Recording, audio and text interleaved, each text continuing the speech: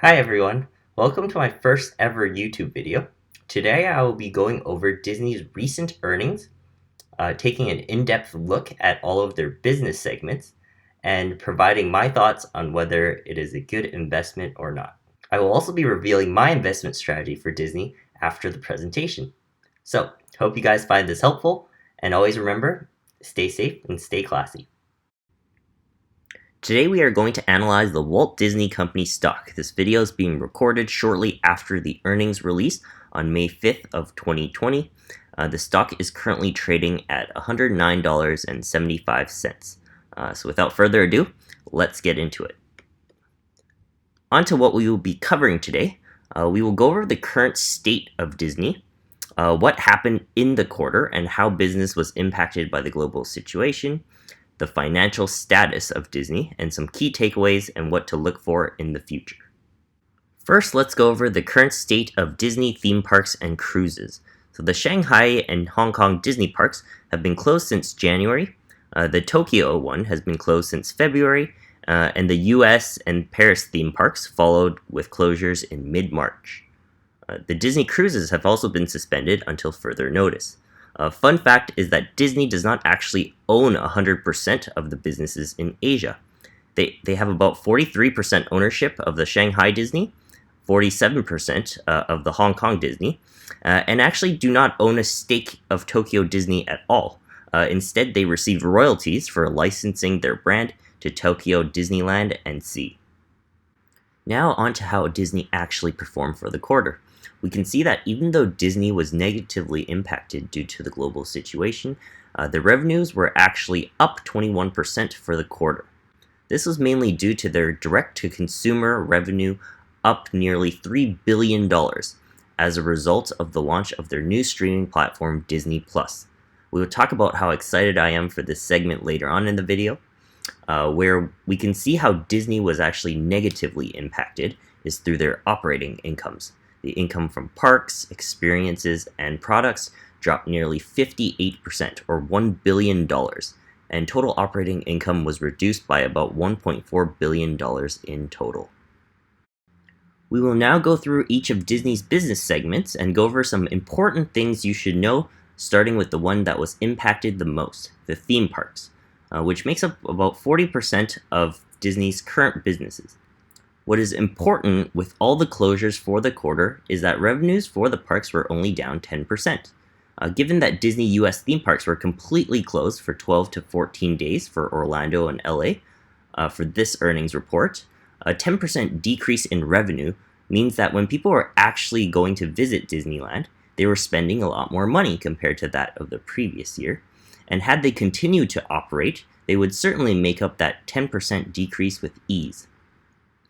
Another thing that Disney noted was the costs were higher with the opening of the new ride Star Wars Galaxy's Edge. I was fortunate enough to actually visit the Orlando theme parks myself, and I can tell you that it is nearly impossible to get onto that new ride.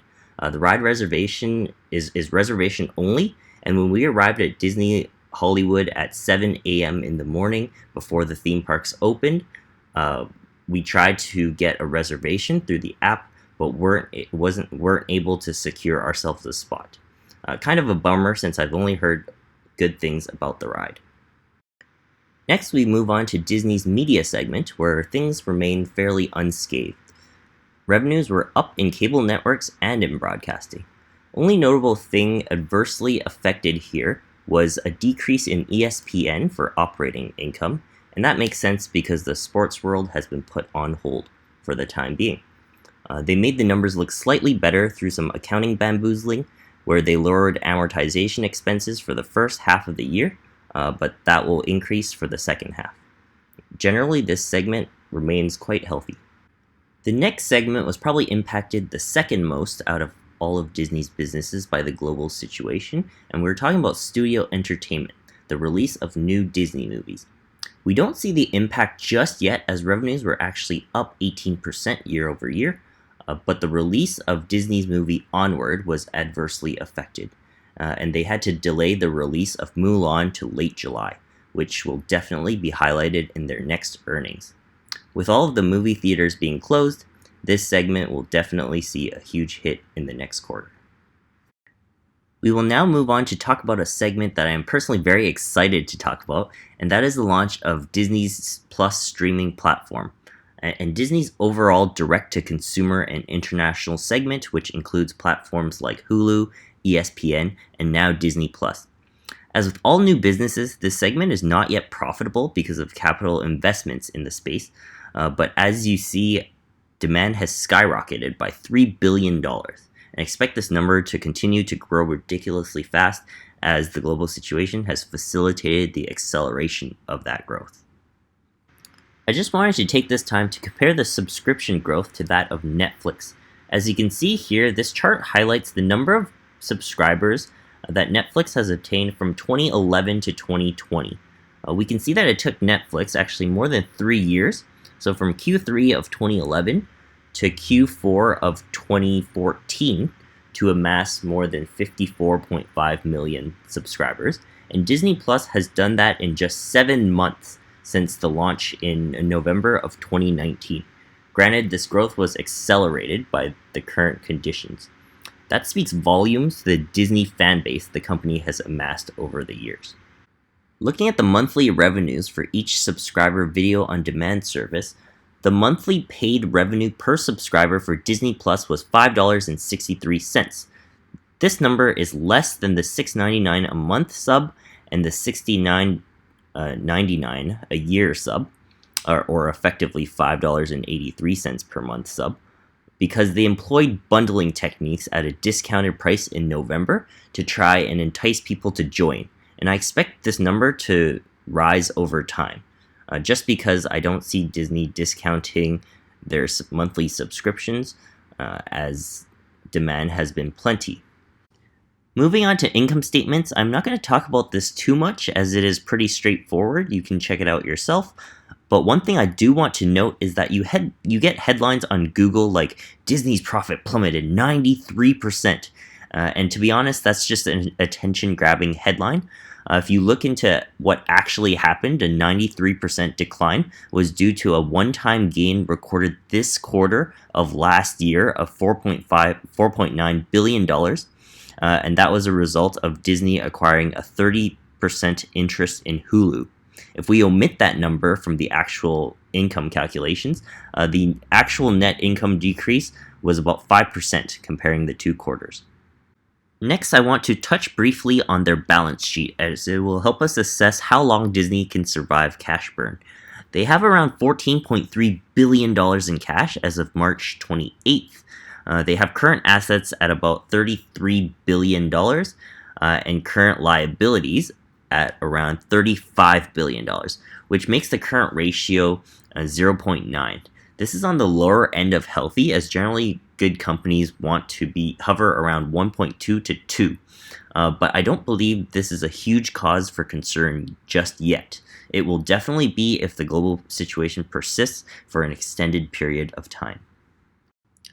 This is a good segue into the next topic, in which we will discuss what management is doing to mitigate risk and ensure the financial stability of the company. They have announced that they will suspend dividends for the first half of fiscal 2020. They recently issued $6 billion of term debt, bringing their cash position to $14.3 billion, and secured another $925 million a week after the quarter end. So expect to see that on the next earnings report. They also have secured another $5 billion in bank facility combined with the $12.5 billion they already have, bringing that total to $17.5 billion. So on a holistic perspective, they have about $15 billion in cash plus the $5 billion in bank facilities, plus whatever will remain from the $12.5 billion that is currently used to backstop commercial paper. This, in my opinion, is plenty enough if there will be no second wave of infections. But I don't see this as enough if the current conditions persist well into next year. So Disney released their transcript for their Q&A with analysts from multiple institutions, and I've captured some things that were notable. One analyst asked about how we can conceptualize their cash burn, and Disney responded by saying that 2 weeks of domestic park closures accounted for half of the revenues lost, while the Asian parks accounted for the other half. Even though the Asian theme parks have been closed for much longer. That means that Disney makes significantly more money from domestic parks, and we should keep an eye out for the reopening date of the US parks. This also makes perfect sense, as Disney has part ownership and royalties from the Asian parks, as we have talked about earlier in this video. It was also heavily emphasized in the Q&A that they would not reopen parks unless it would benefit operating profit, and that staff will be allocated accordingly based on capacity upon reopening. Lastly, they said that the cruise business will be last to reopen, which makes perfect sense as well, just because we all know how hard the cruises and airlines have been hit. Lastly, I will talk about some key takeaways from Disney's recent earnings. The two Disney segments that were impacted most were theme parks and studio entertainment. The damages as of March 28th to Disney's businesses were $1 billion for theme parks and $1.4 billion overall. A silver lining for Disney is that their streaming platform Disney Plus has been a huge success and has grown to 54 million subscribers as of May 4th. The Shanghai Disney is also set to reopen at 30% capacity as mandated by the Chinese government, around 4 months after its first closure. We can use the reopening here as a model for how Disney plans to reopen in the US. The most important thing here, above all else, is preventing the second wave of transmissions. Interesting note is that the Shanghai park tickets were sold out within minutes of announcement of reopening, so the demand is still really high. The summertime is when business gets really good for Disney, as that is when school's out and movies do well, so we need to be vigilant on how the reopening will play out. So at this point in time, there has been quite a bit of good news for Disney. The Shanghai parks are set to reopen and actually have sold out within minutes of the announcement. The Disney Plus segment has been doing extremely well, and just overall the market has a positive sentiment towards the Disney stock. That being said though, I still think in the short term, next quarter earnings for Disney will be absolutely atrocious, but I feel like that's already been baked into the stock price, as it's down 30% from its all-time highs. As for the long term, I still think Disney's stock price currently is very attractive, simply because even if it takes 3 to 5 years to reach the 2019 levels that we have seen, that is still a 40% upside. More importantly, I believe that the competitive advantage of differentiation and branding that Disney has is nearly impossible to replicate. So for those reasons, I have personally started a position in Disney at around $5,000 US. If you have found this video helpful at all, make sure to like, comment, and subscribe. If not, that's okay. Let me know what I can improve on in the comments below. As always, stay classy and stay healthy.